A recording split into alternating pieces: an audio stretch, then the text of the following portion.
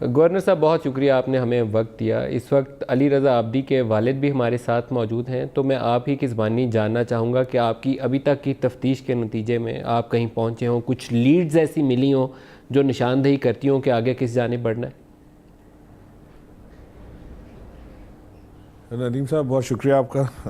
Leads بھی ملی ہیں اور میں سمجھتا ہوں کہ ہم بہت نزدیک پہنچ بھی گئے ہیں۔ زیادہ ڈیٹیل میں دے نہیں پاؤں گا آپ کو۔ آج ہمارا ایک بڑا بھرپور اجلاس بھی اس کے اوپر ہوا، جس میں D G rangers, law enforcement agencies, different investigation agencies, I G سینس، چیف سیکرٹری صاحب اور ان کے ساتھ ہوم ڈپارٹمنٹ بھی پورا موجود تھا، اور اس پہ بڑی ڈیلیبریشن ہوئی ہے اور ساری چیزیں انفارمیشن ڈیٹا بھی شیئر کیا گیا ہے، اور پروز اینڈ کونس سارے اس کے دیکھے گئے ہیں چیزوں کے، اور ایک لائے عمل بھی طے کیا ہے اس کے اوپر۔ تو انشاءاللہ وہ آنے والے وقت میں خود ہی انفولڈ ہوگا اور انویل ہوگا، آپ کو نظر آ جائے گا۔ اس کے اوپر زیادہ بات کرنا مناسب نہیں ہے، لیکن ایک چیز اس کے اندر میں ہم سب ایک متفق ہیں ایک چیز کے اوپر، کہ جو خاص طور سے ان 6 واقعات کا آپ نے ذکر کیا، اس میں سے جو پچھلے 3 واقعات ہیں، جس میں ایک سب سے پہلے MKM پاکستان کا اوپر جو ایک کریکر بم کا جو حملہ تھا وہ، اس کے بعد PSP کے اوپر ایک اٹیک جس میں 2 لوگ جو ہیں وہ اپنی جانوں سے ہاتھ دھو بیٹھے، اور پھر اس کے بعد آخری یہ بڑا المناک چیز جو ہمارا دوست اور بھائی ہمارا علی، اس کے اوپر اٹیک ہوا اور پھر وہ سروائیو نہ کر سکا اس حملے کو۔ یہ تینوں ایک ہی سلسلے کی کڑی ہیں۔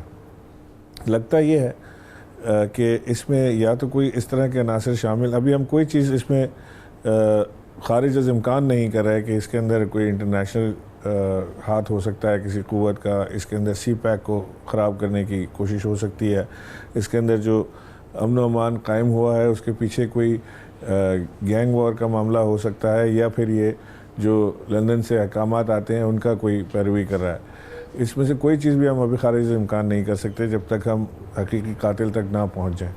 تو اس وقت اس بات کرنا مناسب نہیں ہے۔ لیکن یہ بات پکی ہے کہ یہ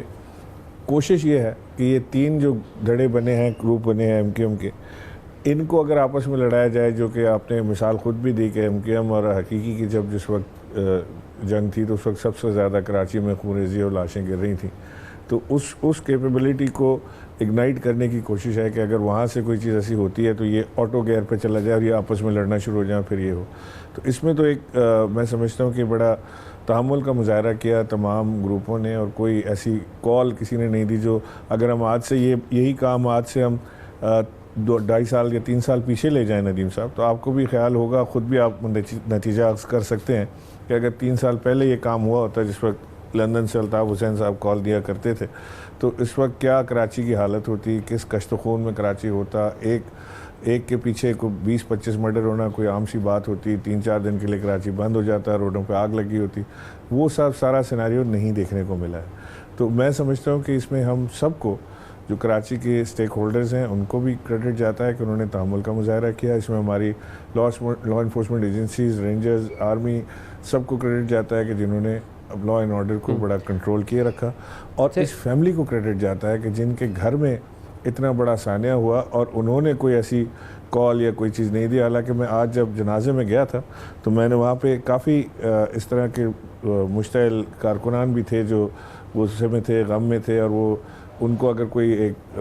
یعنی فیول واز دیئر، اگر کوئی چھوٹی سی چنگاری لگاتا تو شاید وہ معاملات خراب ہو سکتے تھے۔ لیکن میں فیملی کو بھی کریڈٹ دیتا ہوں اس معاملے میں کہ انہوں نے جس صبر اور تحمل کا مظاہرہ کیا ہے، اللہ ان کے بیٹے کو تو جنت نصیب کرے، لیکن انہیں بھی اس کا اجر دے گا۔ اچھا، علی رضا کے والد ہمارے ساتھ ہیں، اور وہ کمال آدمی ہے کہ اس قدر تحمل اور بردباری کے ساتھ انہوں نے پوری باتوں سنی بھی اور ان کا جواب بھی دیا کہ مجھے سوال کرتے ہوئے خوف آتا ہے کہ ایسے موقع کے اوپر کوئی ایسی بات نہ ہو جائے کہ وہ کوئی دکھی ہو جائے میری بات سے، لیکن وہ بہت ہی سکون اور صبر کے ساتھ، استقامت کے ساتھ ساری باتوں کا انہوں نے جواب دیا۔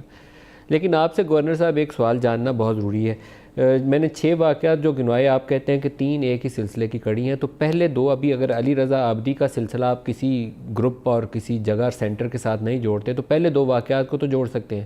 وہ کہاں سے ٹریگر ہوئے، اس کے پیچھے کون تھا؟ پاکستان کے اندر یہ تینوں گروپ جو ہیں یہ ایک دوسرے کی جان کے در پہ ہیں، یا جو جن کے متعلق تاثر ہے کہ وہ لندن سے بیٹھ کے آرڈر احکامات پاس کرتے تھے، کہ یا ادھر کی طرف سے؟ آپ کدھر جوڑتے ہیں اس چیز کو؟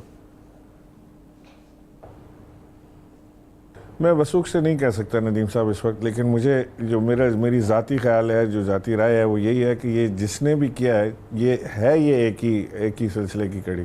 اب یہ ان سے جب تک یہ لوگ اریسٹ نہیں ہوتے، یہ کوئی چیز بات وثوق سے کہنا یا کوئی ثبوت واضح ٹھوس ثبوت سامنے نہیں آ جاتا، وہ کہنا ذرا مشکل ہے. لیکن یہ لگتا ہی ہے کہ یہ ایک ہی سلسلے کی کڑی ہے، اور تینوں کے جو سلسلہ ہے، جو بھی آپریٹر ہے پیچھے، وہ ایک ہی ہے ان کے پیچھے.